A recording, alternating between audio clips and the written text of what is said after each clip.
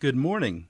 You are listening to UpReach, a morning devotional presented by the Church Street Church of Christ in Lewisburg, Tennessee, to encourage you as you face the opportunities and challenges of today. Let's begin this day together with some inspiring thoughts from God's holy word.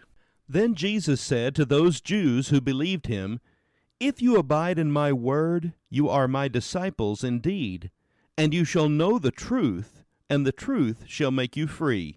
John chapter 8, verses 31 and 32.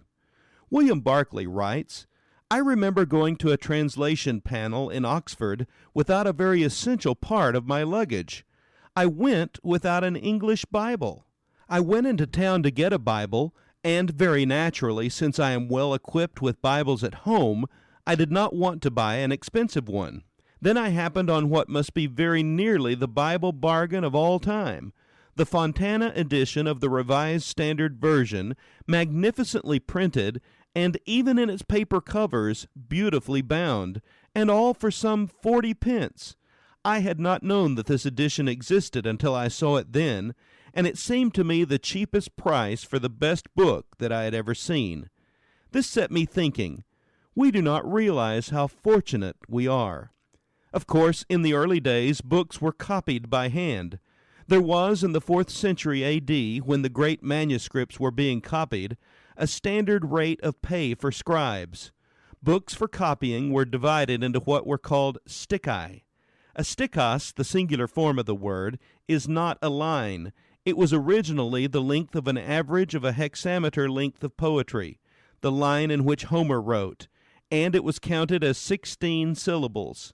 So books were classed as having so many stichi, and of course, however you recopied them and arranged them on the page, the number of stichi remained constant.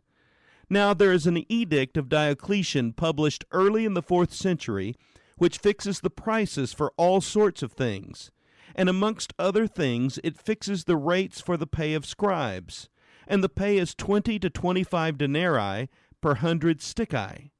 When you work out the math, this means that at that time, a copy of the 4 Gospels would cost 91 pounds. If you work it out on the same basis, a copy of the letters of Paul would cost more than 50 pounds. And now you can buy the whole Bible for less than 50 pence. Of course, it is easy to get lost in these numbers, but the point is this. The Bible, from a strictly production vantage point, may be the most valuable book of all time. What about you today?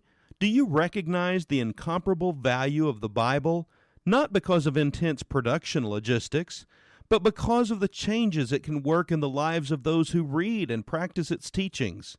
Why not ask God today to lead you toward a deeper appreciation of the value of His Word in your life?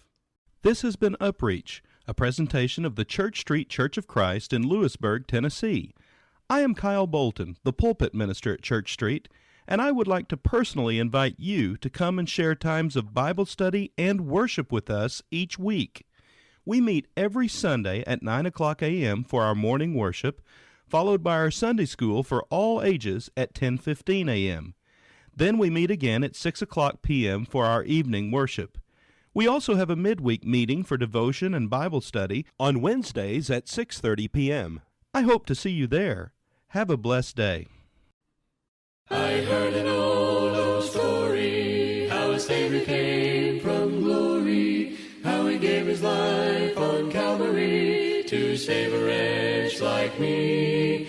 I heard about His groaning, of His precious blood's atoning. Then I repented of my sins and won the victory. Oh, victory in Jesus, my Savior forever. He sought me and bought me with His redeeming blood. He loved me ere I knew Him, and all my love is due Him. He plunged me to victory beneath the cleansing flood. I heard about a mansion He has built for me in glory, and I heard about the street of gold beyond the crystal sea, about the angels singing.